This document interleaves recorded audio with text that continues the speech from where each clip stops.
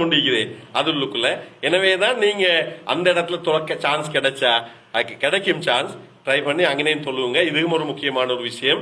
அப்ப ஐநா தொழுகிற நேரம் ஒன்றுக்கு ஒரு லட்சமா மாறுதுதானே. இதுல இன்னொரு விஷயம் சொல்லுவாங்க இமாம்கள் என்னண்டா, இது ஒன்றுக்கு ஒரு லட்சம் தொழுகையை செல்லியிருந்தாலும் நீங்க செய்யற எல்லாத்துக்கும் ஒன்றுக்கு ஒரு லட்சமா அல்லாஹ் தஆலா தாரத்துக்கு போதுமானவன்.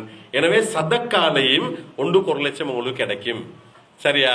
எனவேதான் நீங்க இன்னொரு விஷயம் செய்யணும் என்னண்டா, இப்ப இதை இங்க கட்டாயம் ஞாபகப்படுத்த வேண்டிய விஷயம் என்னன்னா, எங்கட ஹஜ்ஜிக்கு போற ஆட்கள் இப்படித்தான் வசதி இருந்தாலும் அங்க போயிட்டு ஒரு பிச்சைக்கார லெவலுக்கு போயிட்டுருவாங்க.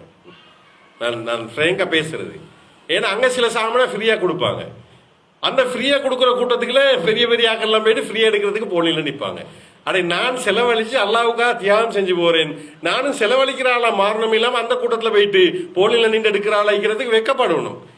கிடைச்சா எடுங்க, எடுக்க வாடணும்னு சொல்லல. ஆனா நான் இப்ப செலவழிக்கிறேன். எனவேதான் இப்ப நான் சும்மா ஒரு கணக்கு கொண்டு செல்றேனே, ஒரு ரியால் எவ்வளவு? இப்ப ஒரு ரியால் எவ்வளவு? 85. ரைட். நீங்க ஒரு ரியால் காபத்துல்லா உள்ளுக்குள்ள ஒரு ஆளுக்கு கொடுத்தாங்க, சதக்கா செஞ்சுங்க. ஒரு ரியால் 86 ரூபான்னு தானே கணக்கு போட்டுருங்க. ஆனா சரியான கணக்கு என்ன? சரியான கணக்கு என்ன? 1 லட்சம் ரியால். 1 லட்சம் ரியால்னா இப்ப என்ன? 86 லட்சம். அப்படியா? 86 லட்சம். நீங்க 86 லட்சம் கையில இருந்தா எப்படி யோசிப்பாங்க? எப்படி யோசிப்பாங்க? இப்ப கொஞ்சம் ரியால் சின்ன தாள்ல மாத்திக்கிற, 1 ரியால் 5 ரியால் 10 ரியால்ல மாத்திட்டு நீங்க யாருக்கு சதக்கா கொடுக்குறேன்னு யோசிப்பாங்க. அப்படித்தானே? அங்க வேலை செய்யற ஆக்கள் இருக்கிறாங்க, அந்த யூனிஃபார்மோட இருப்பாங்க, விலங்கு லேடிஸ்லயும் இருப்பாங்க, ஜென்ஸ்லயும் இருப்பாங்க. அந்த ஆக்களுக்கு சின்ன சம்பளம் தான். உண்மையில அவன் சின்ன சம்பளத்துக்கு வேலை செய்யற அவங்களுக்கு கொடுக்கலும் தாராளமா.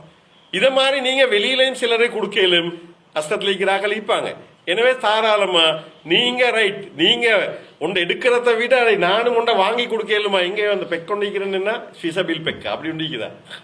ஃபீஸபில் பெக் எல்லாம் வாங்குறதுக்கு சதக்காக்கு பெக் பண்ணி வச்சுக்கிறாங்க. சொந்த சல்லிக்கு வாங்கி கொடுக்கலுமா அதை.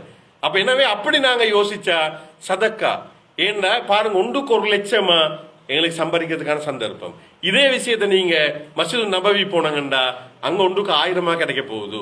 எனவேதான் இதெல்லாம் நாங்க டார்கெட் பண்ண வேண்டிய முக்கியமான விஷயங்கள். எனவே அல்லாஹ் தஆலா இந்த விஷயத்துல பரக்கத் செய்யணும்.